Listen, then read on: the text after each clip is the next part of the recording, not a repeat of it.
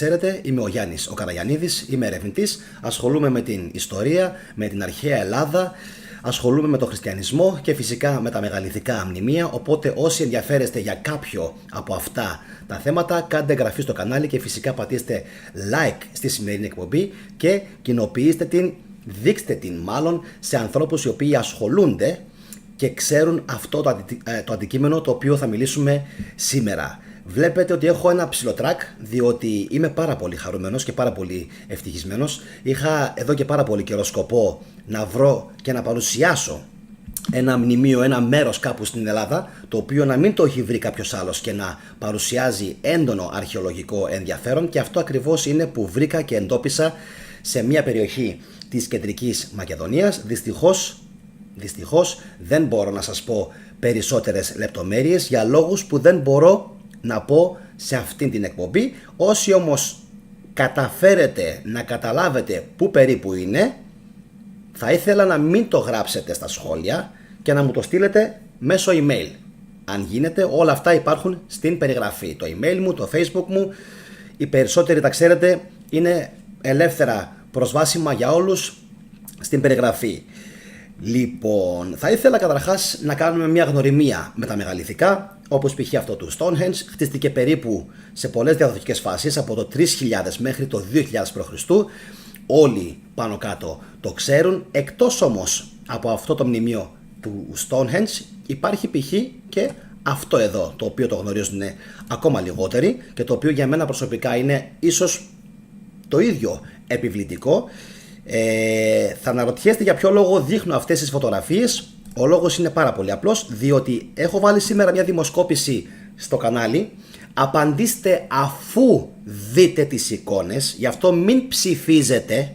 Όσοι μπήκατε τώρα στην ζωντανή εκπομπή, μην ψηφίζετε από τώρα, μην βιάζεστε και ψηφίζετε από τώρα, διότι ακόμα δεν έχω δείξει το μεγαλειθικό μνημείο που έχω εντοπίσει, οπότε δεν ξέρετε και με ποιο μεγαλειθικό μνημείο μοιάζει. Λοιπόν, στην αρχή θα σας δείξω διάφορα μεγαλειθικά μνημεία από τον κόσμο αλλά και από την Ελλάδα και θα ήθελα να μου απαντήσετε με ποιο μεγαλειθικό μνημείο μοιάζει, αφού όμως πρώτα δείτε όλες τις φωτογραφίες που θα σας παρουσιάσω και φυσικά γράψτε μου μετά, μόλις τελειώσει η εκπομπή, κάτω στα σχόλια ποιο είναι το πιο επικρατέστερο μνημείο το οποίο σας θυμίζει. Λοιπόν, αυτό εδώ είναι ένα δρακόσπιτο. Θα σας δείξω 3-4 διαφορετικούς τύπους μεγαλειθικών μνημείων και εσείς θα ήθελα στο τέλος να μου πείτε με ποιο σας μοιάζει αυτό το οποίο βρήκα εγώ. Να σας πω καταρχάς ότι μεγαλειθικά μνημεία υπάρχουν σε όλη τη γη, είναι χτισμένα με πάρα πολύ ωραίο τρόπο, δύσκολα να τα αντιγράψουμε εμείς σήμερα και κανένας δεν γνωρίζει πώς μπόρεσαν και σήκωσαν τόσους τόνους τόσο ψηλά σε πολλά μέρη της γης, όπως είναι φυσικά και στο Ματσου Πίτσου, όπως είναι και στο Τιαχουανάκο, όπως είναι και σε πολλά μέρη της Ελλάδας, της Σαρδινίας, και μεγαλειθικά υπάρχουν μέχρι και στην Αγγλία και φυσικά σε όλο τον κόσμο, έτσι. Αλλά ειδικά στο Περού, σε όλα τα σημεία της χώρας θα βρείτε απίστευτα μεγαλειθικά κτίσματα, όπως και στην Ιαπωνία. Λοιπόν, αυτό εδώ όπως σας είπα πριν είναι δρακόσπιτο, το οποίο είναι στην Εύβοια. Προχωράμε παρακάτω. Αυτό εδώ όπως σας έλεγα πριν είναι του Stonehenge, το οποίο είναι πάρα πολύ δύσκολο να χτιστεί, πάρα πολύ δύσκολο. Λοιπόν, το σβήνω και αυτό, εσείς θα παίρνετε έτσι μια εικόνα, μια ματιά από όλα. Αυτό εδώ είναι ένα νουράγγι από την Σαρδινία. Να ξέρετε ότι οι αρχαίοι Σαρδίνοι ονομάζονταν Σέρντεν και θα ήθελα πάρα πολύ να δώσετε έμφαση πριν κάνω την αποκάλυψη στην τοιχοποιία, η οποία υπάρχει δεξιά πάνω και αριστερά κάτω. Θα παρατηρήσετε ότι οι τοιχοποιίες είναι διαφορετικές. Άλλο κτίσμα ή άλλοι κτίστες είναι δεξιά πάνω στη φωτογραφία και άλλο κτίσμα είναι αριστερά κάτω. Το κτίσμα που είναι αριστερά κάτω θα ήθελα πάρα πολύ να το συγκρατήσετε στη μνήμη σας φρέσκο. Επαναλαμβάνω, το κτίσμα που βρίσκεται στη φωτογραφία από τη Σαρδινία αριστερά κάτω στην εικόνα, στο κυρίως κτίσμα, θα ήθελα να τη συγκρατήσετε πάρα πολύ στο μυαλό σας. Πάμε να δείξουμε όμως τώρα και ένα ακόμα, το οποίο είναι αυτό εδώ, άλλο αυτό πάλι. Είναι στη Σαρδινία πάλι. Βλέπετε ότι αυτό παρουσιάζει από το προηγούμενο άλλη τεχνική δόμησης. Είναι το πώς σμήλευαν και δούλευαν διαφορετικά την πέτρα. Εντάξει, το βλέπετε και αυτό. Ωραία, το σβήνω και αυτό. Πάμε παρακάτω. Πάμε στην Ήπειρο, όπου υπάρχει αυτό εδώ το κτίσμα απίστευτης τεχνοτροπίας. Τύχη, είναι στο Όραον. Έχει χτιστεί από πελασγούς, δεν έχει χτιστεί από προγόνους των Αλβανών. Οι Αλβανοί εκείνη την εποχή δεν είχαν έρθει στην Ελλάδα και στην περιοχή γενικότερα της Ηπείρου. Κατοικούσαν ελληνοπελασγικά φύλλα, επαναλαμβάνω, κατοικούσαν ελληνοπελασγικά φύλλα και καταλαβαίνουμε ότι αυτή η τεχνοτροπία υπάρχει σχεδόν σε ολόκληρη την κεντρική Ελλάδα, υπάρχει στην Ήπειρο και φτάνει μέχρι την περιοχή της Κροατίας Δαλματίας, που σημαίνει ότι αυτά τα ερείπια που υπάρχουν σε εκείνες εκεί τις χώρες είναι όλα ερείπια Ελλήνων πελασγών. Επαναλαμβάνω, από την κεντρική Ελλάδα μέχρι την Ήπειρο, την σημερινή Αλβανία και μέχρι την Κροατία όπου είναι η Δαλματία, όλα αυτά τα κτίσματα που είναι σαν και αυτό εδώ πέρα, βλέπετε δεν μπαίνει στο πάνω τείχος, ειδικά δεν χωράει ούτε καρφίτσα να μπει ανάμεσα. Λοιπόν, όλα αυτά έχουν τέλεια σχεδόν δόμηση. Όραον. Αυτό είναι από το Όραον. Ωραία. Και το Όραον θα μας απασχολήσει σε επόμενο επεισόδιο, οπότε όσοι γουστάρετε τέτοια θεματολογία και σας αρέσει, εμένα προσωπικά μου αρέσει πάρα πολύ, κάντε εγγραφή, χτυπήστε το καμπανάκι και να περιμένετε εκείνη την εκπομπή. Είναι πάρα πολύ εκπληκτικό το πόσο ωραία και με πόση μαεστρία έχουν βάλει τις πέτρες τη μία δίπλα στην άλλη, τη μία πάνω στην άλλη, χωρίς καν να έχουν χρησιμοποιήσει συνδετικό υλικό. Αυτό δείχνει ότι αυτή η κατασκευή είναι πανάρχαια. Ωραία. Και προχωράω παρακάτω. Να σας δείξω τώρα κάτι από την Αθήνα. Άλλο μεγαλειθικό μνημείο, το οποίο είναι ογκοδέστατο. Δεν ξέρω ποιος το έχτισε. Δεν ξέρουμε καν αν μπορεί άνθρωπος να χτίσει κάτι τέτοιο. Είναι αυτό εδώ. Είναι νομίζω στην περιοχή της Πνίκας, για όσους δεν το ξέρουν. Και προχωράω παρακάτω. Θα το δούμε και αυτό σε επόμενο επεισόδιο. Μετά έχουμε άλλο μεγαλειθικό στην Αργολίδα. Δείτε και αυτό. Πολύ ωραία δόμηση, παράξενη δόμηση, διαφορετική από όλα τα υπόλοιπα. Βλέπετε πόσο έχουν κολλήσει την πέτρα, διαφορετικά κομμάτια πέτρας μεταξύ τους, τα έχουν βολέψει έτσι ώστε να μπορέσει να τετραγωνιστεί σχεδόν αυτό το κτίσμα, το οποίο εμένα προσωπικά με εντυπωσιάζει και μου αρέσει πάρα πολύ. Και αυτό το κτίσμα να το συγκρατήσετε, γιατί αυτό που θα σας δείξω σε λιγάκι από την περιοχή που βρήκα στην κεντρική Ελλάδα είναι άκρος εντυπωσιακό και θα ήθελα άλλοι YouTubers οι οποίοι ασχολούνται με τα μεγαλειθικά, θα ήθελα να τους το στείλετε, όσοι είναι αυτοί, είτε είναι με συνωμοσιολογίες, είτε είναι με αρχαία Ελλάδα, είτε είναι με μεγαλειθικά, να τους στείλετε το βίντεο, να το δείξετε και να μου πούν τη γνώμη τους και φυσικά είμαι ελεύθερος να κάνουμε ένα βίντεο με διάλογο με κάποιον άλλον YouTuber. Λοιπόν, αυτό είναι μεγαλειθικό από την περιοχή της Αργολίδας. Λοιπόν, και εδώ έχουμε ακόμα μια περίπτωση μεγαλειθικού. Βλέπετε, σας δείχνω πάρα πολύ Σαρδινία. Υπάρχει λόγος που δείχνω συνεχώς τη Σαρδινία. Όπα λίγο, εδώ. Θα ήθελα πάλι να παρατηρήσετε όχι την πάνω δόμηση, την κάτω δόμηση της πέτρας, η οποία παρουσιάζει πάλι διαφορετικότητα από την πάνω, που σημαίνει ότι ενδεχομένως να χτίστηκε σε διαφορετικές χρονικές περιόδους. Έτσι, λοιπόν, δεν ξέρω αν έχω κάποια άλλη φωτογραφία να σας δείξω πριν μπούμε στο βίντεο. Ωραία, είναι αυτή εδώ η φωτογραφία, παιδιά, η οποία εμένα προσωπικά με αφήνει άφωνο. Βλέπετε τι έχουν κάνει. Αυτή η φωτογραφία είναι τραβηγμένη από το εσωτερικό και είναι πάρα πολύ δύσκολο, εξαιρετικά δύσκολο να φτιάξεις κάτι τέτοιο. Έτσι κάπως είναι από μέσα τα νουράγγι στην περιοχή της Σαρδινίας και πάρα πολλοί είναι αυτοί που πιστεύουν ότι η Σαρδινία φιγουράρει νούμερο 1. Παρόλο που έλεγε όσα έλεγε ο Πλάτωνας ότι υπήρχε η Ατλαντίδα έξω έξω από το Γιβραλτάρ. Πολλοί είναι αυτοί που πιστεύουν ότι οι απόγονοι των Ατλάντων, όχι οι ίδιοι Άτλαντες, έτσι, οι απόγονοι των Ατλάντων πήγαν και έχτισαν τη Σαρδινία, τα ιερά της Σαρδινίας. Έχουν σημασία αυτά όλα που σας λέω, γιατί θα κολλήσουμε τους Άτλαντες με τη Σαρδινία και με την Ελλάδα. Τώρα αμέσως.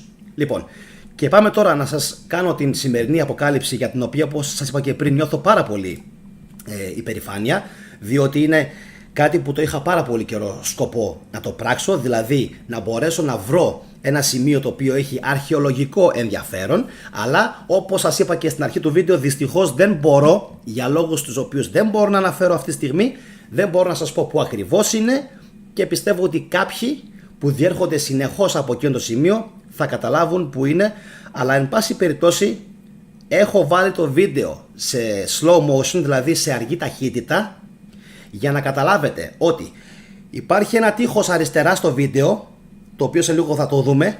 Αριστερά υπάρχει ένα τείχος, δεξιά υπάρχει ένα άλλο τείχος και στη μέση υπάρχει κάτι άλλο.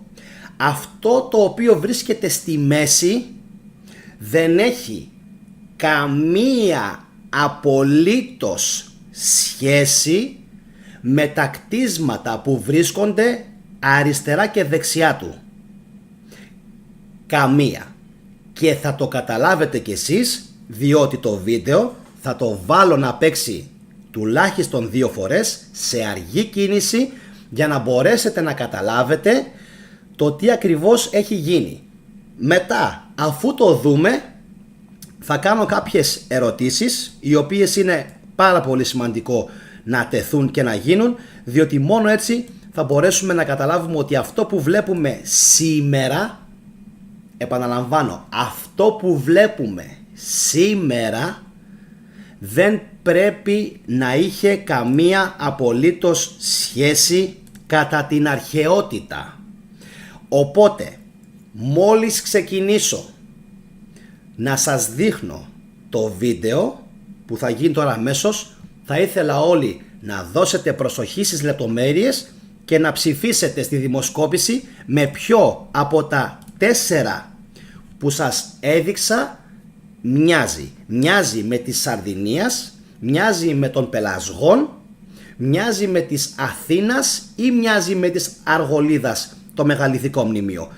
Όσοι δεν προλάβετε να απαντήσετε τώρα στην ζωντανή συνομιλία, μπορείτε να παρακολουθήσετε ξανά το βίντεο από την αρχή προσεκτικά, βλέποντας τις λεπτομέρειες στην πέτρα, και να συγκρίνετε και να παρατηρήσετε με ποιο μοιάζει περισσότερο. Αν φυσικά έχετε βρει άλλο μεγαλειθικό μνημείο με το οποίο μοιάζει, θα ήθελα πάρα πολύ να μου το γράψετε κάτω στα σχόλια. Επίσης, ένα τελευταίο. Όσοι έχετε εντοπίσει μεγαλειθικά στην περιοχή που μένετε, θα ήθελα πάρα πολύ, όπως έχουν κάνει πάρα πολλοί φίλοι από τη Θράκη, ο Νίκος και ο Αποστόλης, εξαιρετικοί και οι δύο, δεν έχω λόγια, θα ήθελα να μου στείλετε φωτογραφικό υλικό από την περιοχή που το έχετε βρει και να το ανεβάσουμε, να το κάνουμε βίντεο στο κανάλι, πραγματικά το λέω μετά τιμής. Λοιπόν, πάμε να δούμε το μεγαλειθικό, το οποίο μην αγχώνεστε, θα σας το δείξω και δεύτερη φορά, για να καταλάβετε ότι, επαναλαμβάνω, η αριστερή με την δεξιά τοιχοποιία δεν έχει καμία απολύτως σχέση. Για πάμε λίγο. Εδώ είναι το τείχος, το πρώτο, βλέπετε, είναι αρκετά σύγχρονο, νεότερο, προχωράει το αυτοκίνητο, προχωράει και δείτε τώρα τι γίνεται. Αρχίζουν οι μεγάλες, οι παλιές, οι πέτρες, οι μεγαλειθικές, και εδώ αρχίζει και ανεβαίνει το τείχος, υψώνεται, συνεχίζει, το αυτοκίνητο πηγαίνει, συνεχίζει, κι άλλο, δεν ξέρω πόσα μέτρα είναι, 200, 300, συνεχίζει, δεν έχω λόγια, απίστευτο. Εδώ αλλάζει η τοιχοποιία και γίνεται κάτι άλλο, απίστευτο. Είναι πραγματικά απίστευτο. Όταν το είδα, στην αρχή Δεν το πίστευα. Και ξέρετε, έφυγα από το σημείο και λέω, αποκλείεται. Λάθος τα είδες. Τόσο μεγάλο τείχος. Τείχος είναι σήμερα, μάγκες. Τείχος είναι σήμερα. Τείχος είναι σήμερα. Το τι ήταν πριν από 100, 200, 300, 500, 1000, 3000, 4000 χρόνια, δυστυχώς δεν θα το μάθουμε ποτέ. Είτε γιατί δεν έχει μείνει καμία πληροφορία, γιατί δεν έχει μείνει κάτι που να μοιάζει σε αυτό το πράγμα. Πραγματικά δεν ξέρω. Επίσης να σας πω ότι τώρα μπορείτε να ψηφίσετε ποιο σας θύμισε, θα το ξαναβάλω δεύτερη φορά, Σαρδινίας, Πελασγών, Αθήνας ή Αργολίδας. Εγώ θα σας πω με ποιον μου θυμίζει, αν και πιστεύω ότι όλοι το έχετε καταλάβει λίγο πολύ. Θυμίζει τα μεγαλειθικά μνημεία της Σαρδινίας. Και αυτό είναι απόδειξη ότι στην κεντρική Μακεδονία πριν από πάρα πολλές χιλιάδες χρόνια πρέπει να είχαν εγκατασταθεί, αν όχι απόγονοι της Σαρδινίας, τουλάχιστον άνθρωποι οι οποίοι ήξεραν σαν τους κατοίκους της Σαρδινίας να επεξεργάζονται πάρα πολύ καλά την πέτρα, να τη δουλεύουν και να δημιουργούν τέτοια ογκοδέστατα μεγαλειθικά μνημεία.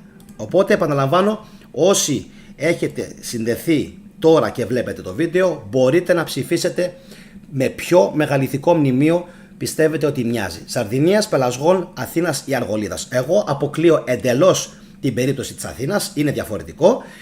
Μοιάζει αρκετά με της Αργολίδας, να το πούμε και αυτό, μοιάζει πάρα πολύ με της Αργολίδας, ενώ αυτό που σας έδειξα από το Όραον, το οποίο το έχουν χτίσει οι Πελασγοί, είναι διαφορετικής δόμησης και μέχρι στιγμής έχει ψηφίσει το 47% ότι μοιάζει. Ενώ ένα 24% λέει Σαρδινία, ένα 21% λέει Αργολίδα και ένα 9% απαντάει με της Αθήνας. Οπότε όλοι εσείς που έχετε ψηφίσει με τον Πελασγόν, δείτε ξανά το βίντεο άλλη μια φορά και πείτε μου τι σας θυμίζει.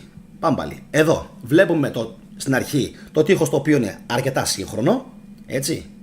Εδώ. Μετά χαμηλώνει, έρχεται στο ίδιο ύψος, το είδατε αυτό, εδώ, δείτε λίγο εδώ πως είναι, εδώ έχει ένα ύψος συγκεκριμένο. Μετά τι έκαναν οι μάστορες, είδαν ότι παρακάτω είναι πιο χαμηλωμένο το τείχος και τι κάνουν, εδώ το χαμηλώνουν λιγάκι, βλέπετε που χαμηλώνει, και εδώ ξαναχαμηλώνει δεύτερη φορά. Βλέπετε γύρω γύρω έχει σειρματόπλεγμα και ούτω καθεξής, οπότε καταλαβαίνετε για ποιο λόγο δεν μπορώ να μιλήσω και να πω περισσότερα. Και εδώ ξεκινάει το παλιό μεγαλειθικό μνημείο, το οποίο θα μπούμε σε λίγο στη διαδικασία να πούμε τι μπορεί να ήταν και τι όχι. Και εδώ ξεκινάει και είναι, παιδιά, απίστευτο, επαναλαμβάνω, το πόσο τεράστιο είναι και είναι ντροπή που δεν έχει δώσει. Δείτε εδώ καταρχάς για πόσο μεγάλες πέτρες μιλάμε, για πόσους όγκους μιλάμε. Αυτά δεν είναι μόνο πέτρες, είναι όγκοι και πόσο τέλεια έχουν ταιριάξει στη δόμηση τις πέτρες αυτοί που τα κατασκεύασαν. Εδώ και εδώ πάλι άλλο ένα στυλ απίστευτο. Εδώ, κοιτάξτε, αυτό πρέπει να το έκανε μόνο κάποιος ο οποίος γνώριζε τα μυστικά των αρχιτεκτόνων της πολύ πολύ παλιάς εποχής. Και επαναλαμβάνω, είναι ένα πάρα πολύ τεράστιο τείχος, το οποίο δεν ξέρω πόσα μέτρα είναι, 250, 300 μέτρα, 400, είναι τεράστιο. Και να ξέρετε, αυτό που σας είπα στην αρχή, ότι μπορεί να είναι κάτι το οποίο φαίνεται σήμερα σαν τείχος, δεν σημαίνει ότι πρέπει σώνει και καλά να ήταν τείχος στην αρχαιότητα.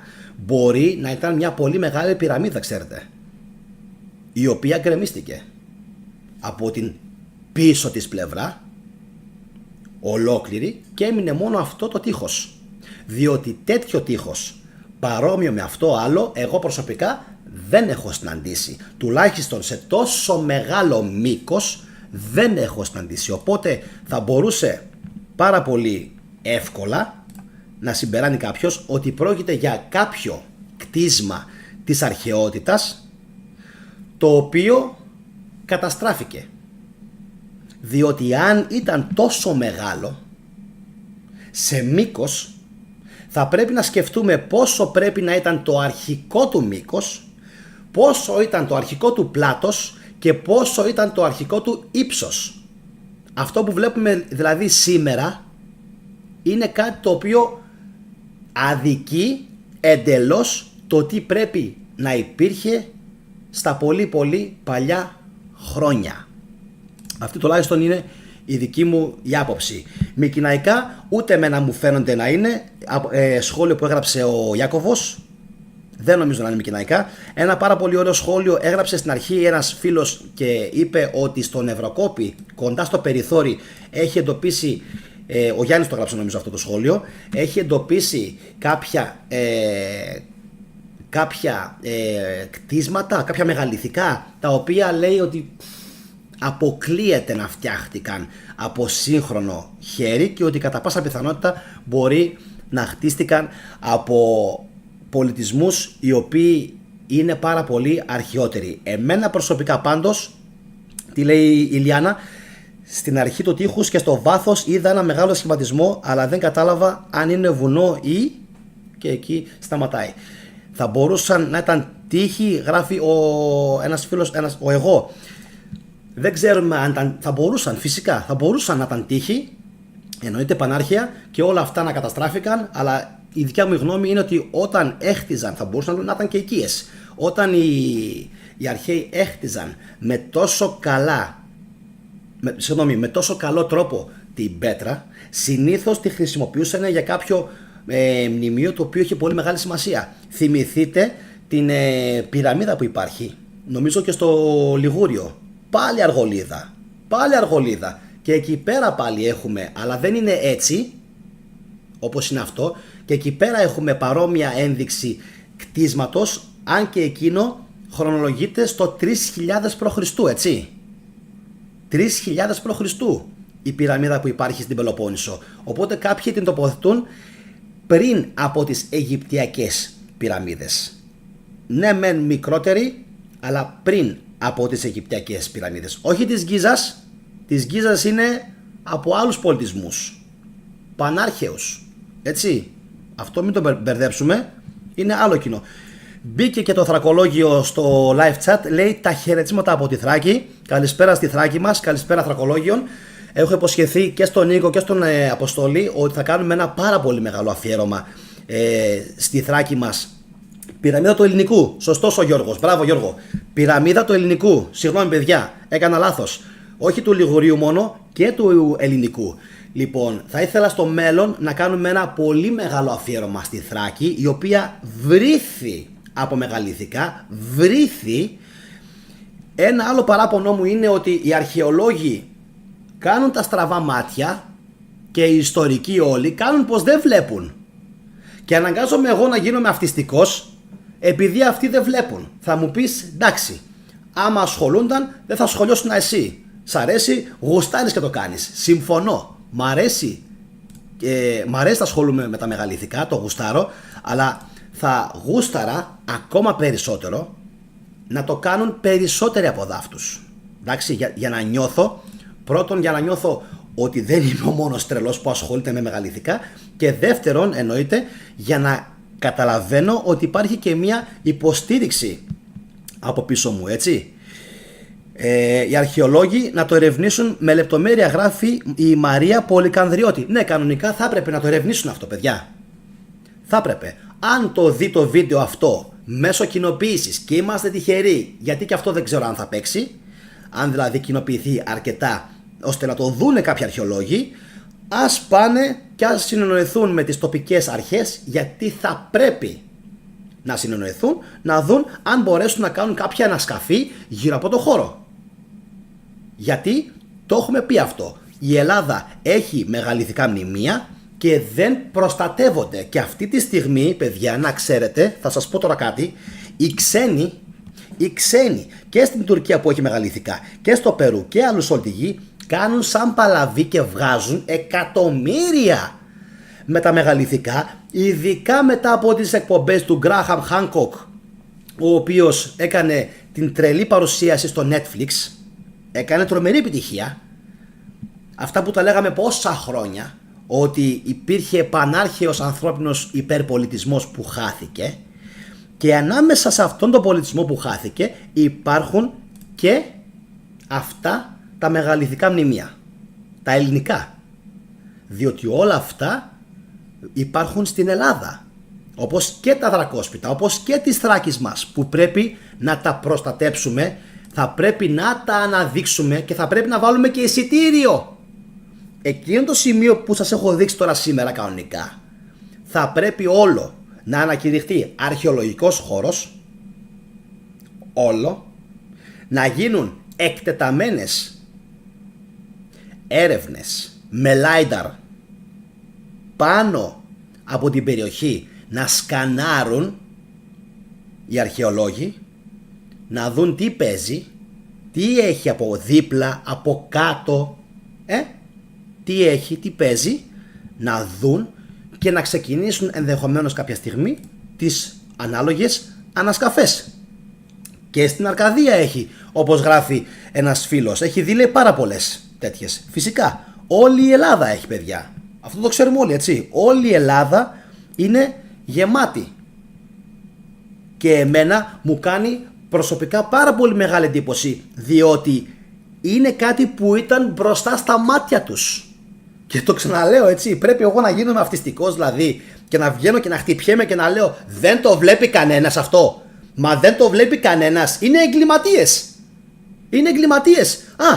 Κάτι ακόμα. Αυτό το τείχος, παρένθεση, μου θυμίζει πάρα πολύ τα τείχη των Χεταίων. Αν μπορούσα να τα συγκρίνω με κάποια τείχη που μοιάζουν, είναι με τείχη των Χεταίων και των Φινίκων της Τύρου. Επίσης, το ξέχασα αυτό εντελώς, παιδιά. Sorry.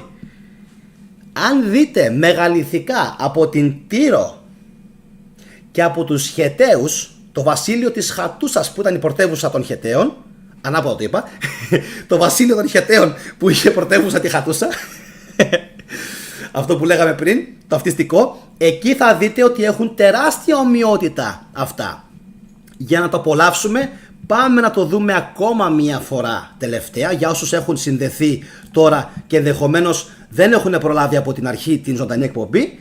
Πάμε να το δείξουμε άλλη μια φορά για να καταλάβετε ότι το τείχος αριστερά και δεξιά δεν έχουν καμία, τα τείχη συγγνώμη αριστερά και δεξιά δεν έχουν καμία σχέση με την πανάρχαια και πιο καλή δόμηση. Η αρχαία δόμηση είναι καλύτερη, είναι ογκωδέστερη, είναι παχύτερη και το δείχνει το βίντεο από μόνο του. Πάμε ακόμα μία τελευταία φορά και να πάμε προς το κλείσιμο της σημερινής εκπομπής. Εδώ, ευτελές κατασκεύασμα, σύγχρονο, απλό, χαμηλώνει και φτάνουμε εδώ σε αυτό που έχουν γκρεμίσει και έχουν αφήσει τώρα. Διότι το γκρέμισαν. Τι υπήρχε πριν, κανείς δεν ξέρει.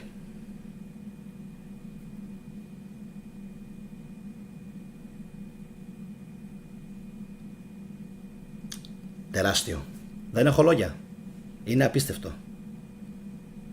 Εκστασιάζομαι μόνο που το βλέπω. Είναι τεράστιο. Δεν υπάρχει. Είναι κρίμα που τέτοιες εκπομπές δεν φτάνουν ποτέ στα μάτια των ιστορικών και των αρχαιολόγων. Να μας πούν, μήπως υπάρχει κάποια φωτογραφία από παλαιότερα, να μου πούνε θετική, πού το βρήκες αυτό, να τους πω, υπάρχει εκεί. Να μου πούνε, μέχρι στιγμής δεν με έχει πλησιάσει ποτέ κανένας αρχαιολόγος. Δεν ξέρω γιατί. Τόσο κομπλεξικοί είστε όλοι. Τόσο κομπλεξάρες είστε. Και σε επόμενο επεισόδιο θα ξαναανεβάσω το αγγείο που έδειχνε την Ινδιάνα και είναι απόδειξη ότι οι Έλληνες είχαν αλυσβερίσια και πήγαινε με τους Ινδιάνους, και θα ήθελα πάρα πολύ να βάλω δημοσκόπηση η οποία θα διαρκέσει 1, 2, 3 ώρες. Σας το ορκίζομαι, δεν θα κάνω τίποτα άλλο από το να κάθομαι έτσι και όποιος μπαίνει να σχολιάζει τι βλέπει. Αδερφέ, τι βλέπεις? Π.χ. ο Φίλιππος. Φίλιππε, τι βλέπεις? Ο Μάναλικ. Βλέπω Ινδιάνα. Να μπει μετά ο Μάνος. Μάνο, τι βλέπεις? Βλέπω Ουσμπέκα. Λίτσα Βλάχου, τι βλέπεις? Αυτό. Ηλιάνα, εσύ τι βλέπεις? Αυτό. Θα ήθελα πάρα πολύ, έτσι μια μέρα, μόνο για το γαμότο που λένε δηλαδή, να δω τι θα ψηφίσουνε.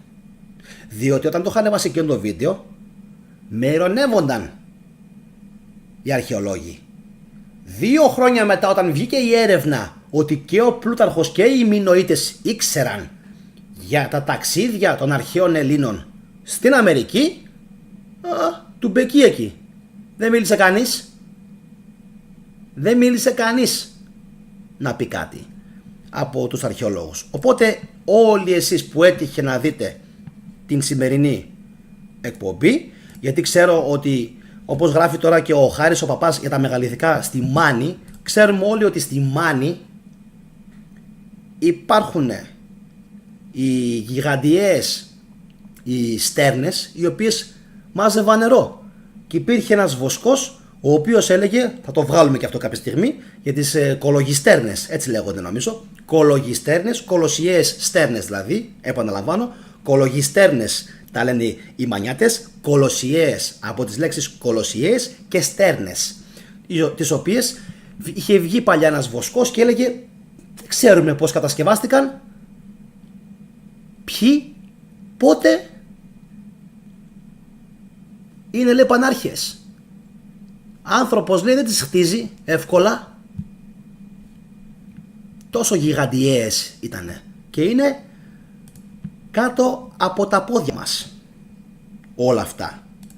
Επίσης, σαν το σημερινό, αυτό που σας έδειξα, είναι όλα μπροστά στα μάτια μας. Οπότε η Ελλάδα έχει ακόμα και στα δάση, είμαι σίγουρος, και στα δάση πάρα πολλά άκρος ενδιαφέροντα μεγαλειθικά μνημεία, τα οποία δυστυχώς κάποιοι δεν πηγαίνουν να σκανάρουν τις περιοχές και να μας τα δείξουν. Και πολύ πιθανόν να υπάρχουν και πυραμίδες σε δασικές εκτάσεις που έχουν φάει κυριολεκτικά αυτές τις πυραμίδες. Τις έχουν καταπιεί τα δάση, τις έχουν κλείσει, τις έχουν μαγκώσει τόσο πολύ που κατά πάσα πιθανότητα να μην μπορούμε καν να τις ξεχωρίσουμε. Δηλαδή περπατάμε πολλές φορές σε δάση τα οποία είναι από κάτω αρχαίες πυραμίδες, αλλά τις έχει φάει τόσο πολύ βλάστηση που δεν μπορούμε ούτε καν να το καταλάβουμε. Λοιπόν, γράψτε μου τα σχόλιά σας για τη σημερινή εκπομπή μόλις αυτή τελειώσει. Κάντε εγγραφή στο κανάλι φυσικά. Όσοι με βλέπετε πρώτη φορά και σας αρέσει η αρχαιολογία, η ιστορία, η αρχαία Ελλάδα και γενικά ό,τι έχει σχέση με την αρχαιότητα, γιατί εμένα μου αρέσει πάρα πολύ, ελπίζω να σας αρέσει και εσάς, οπότε σε κάθε επεισόδιο θα σας ανταμείβω. Κάντε φυσικά like στη σημερινή εκπομπή, κοινοποιήστε την για να την δούνε περισσότερα άτομα. Αυτά από μένα. Αύριο το βράδυ 22:30 θα κάνουμε τη βιντεάρα για τους βρικόλακες και μια αυθεντική ιστορία από την Θεσσαλονίκη. Λοιπόν, σας καληνυχτώ, να είστε όλοι καλά, από μένα να έχετε ένα όμορφο βράδυ. Καληνύχτα.